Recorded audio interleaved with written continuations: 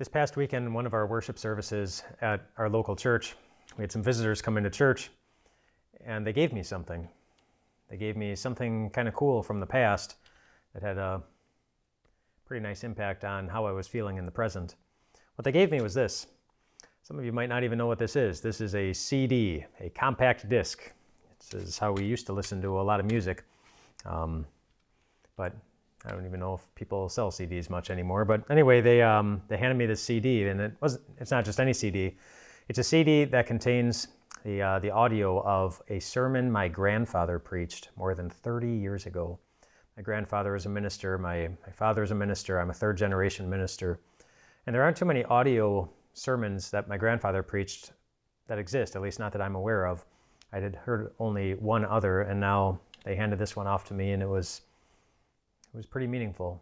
It's a sermon titled Count Your Blessings, a sermon based on Jesus' words in the Beatitudes. Blessed are you, blessed are you, blessed are you.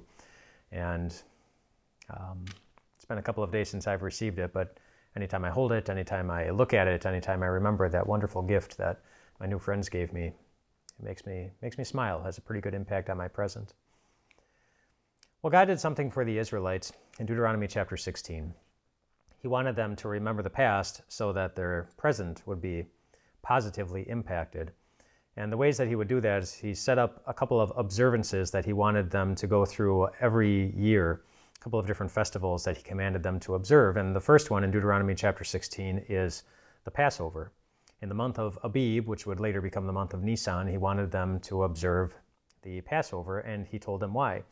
He said, "Observe this Passover so that all the days of your life you never forget the time of your departure."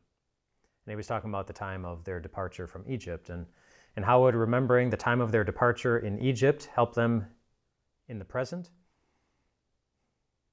Well, they would remember a couple of things.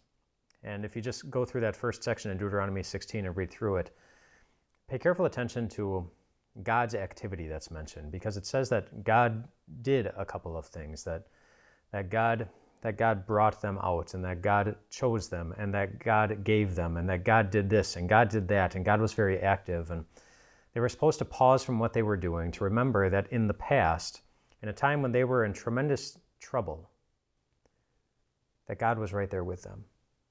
And God was very active for them. God was at his best for them.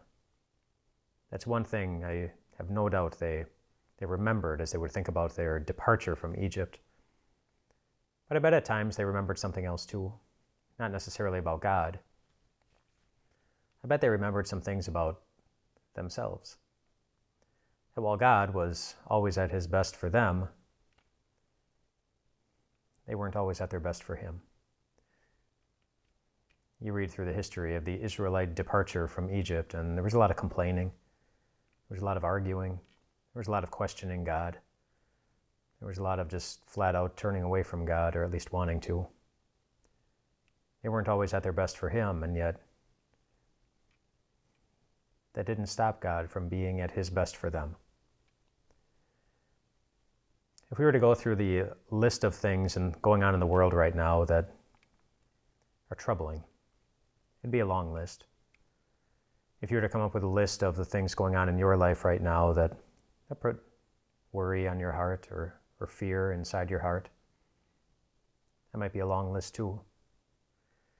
And in the middle of all those troubles, in the middle of the things that cause worry and fear, I'm pretty sure I can say something that's true about you, because it's true about me too.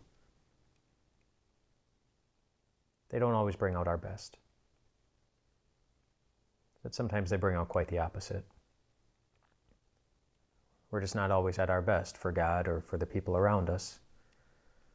Life gets the best of us. And yet what was true for the Israelites is also true for us. It's that us not being at our best for God, it doesn't stop God from being at his best for us. And you also just need to look back to see that. Look back at the cross. Look back at the empty tomb. Look back at his great patience as he's teaching his disciples. Look back at you, your own life. the different times in the past when worry or fear or sin has gotten the best of you, and yet here you are. God has still given you everything you need in order to get to this very place. And He hasn't shut you out from hearing His word. He's connected you to it again and again and again. The God who has been very active in your life in the past is still quite active in your life in the present. And the God who was gracious to the Israelites will continue to be gracious to you too. Remember their past. Remember your past. See God's loving activity through all of it, God being at His best for all of us. And then whatever's going on in your present,